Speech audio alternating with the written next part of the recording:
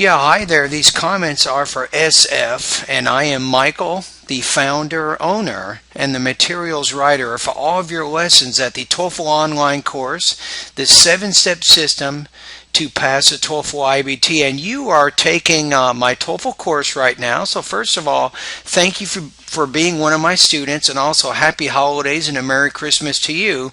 And it looks like you've been studying in the grammar section of my course, and this is exactly where your question comes from. So you say, today I'm studying grammar. I realized a point I can't understand in the following sentence.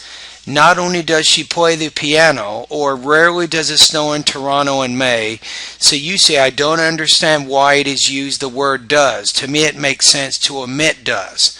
Alright, you got a good question. So let's complete this sentence. I'm going to go ahead and finish the whole sentence, and then I'll explain to you why we do what we do.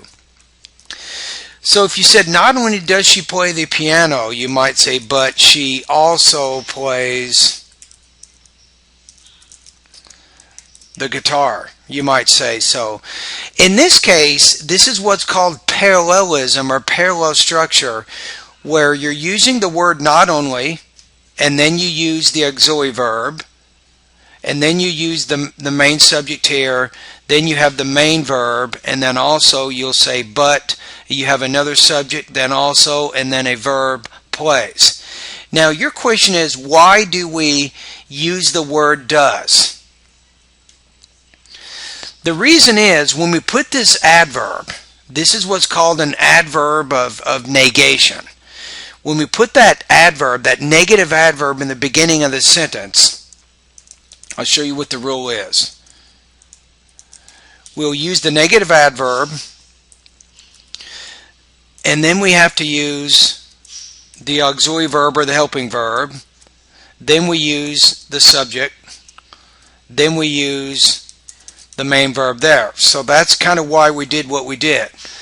Now it is possible, if you don't want to put does, you can rewrite this sentence one more way. And when you put, you could do this. Let's say you want to put the subject first, she. So we'll say,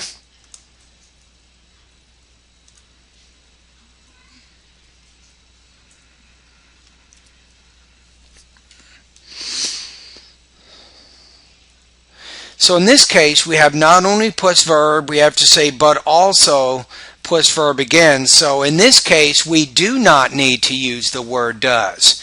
We would write it this way. She not only plays the piano, but also plays a guitar. Or, if you want to be a little more concise, for parallel structure purposes, you could do this. You could say, how about this? She plays not only the piano, but also the guitar. This is another way. This is probably the most concise way you could express this idea. So to answer your question, when we put the adverb of negation in the beginning of the sentence, it causes a subject-verb inversion, which means we cannot put the subject first. And once we make that inversion, then we need to put a helping verb in there. And that's why we did what we did. So in this case, let's take a look at another one. Let's go to the next sentence. So it says, rarely does it snow in Toronto in May, and I think you have the same question here, right? So again, when you're using the word rarely, you have to use the auxiliary verb next, then you use a subject, then you use the main verb here. So that's kind of what you would do there. So let's kind of rewrite the sentence one other way and see if you're more comfortable this way. So we could say this. Let's take the word rarely. We'll omit that. We could say this. It rarely snows in Toronto in May.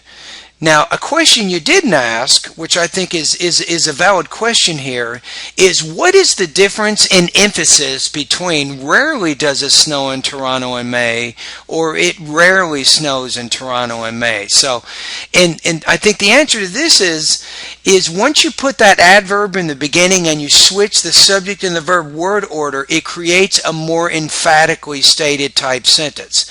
So I'm going to say that this sentence here is stronger. It has more emphasis. And then the second sentence here is a little bit weaker.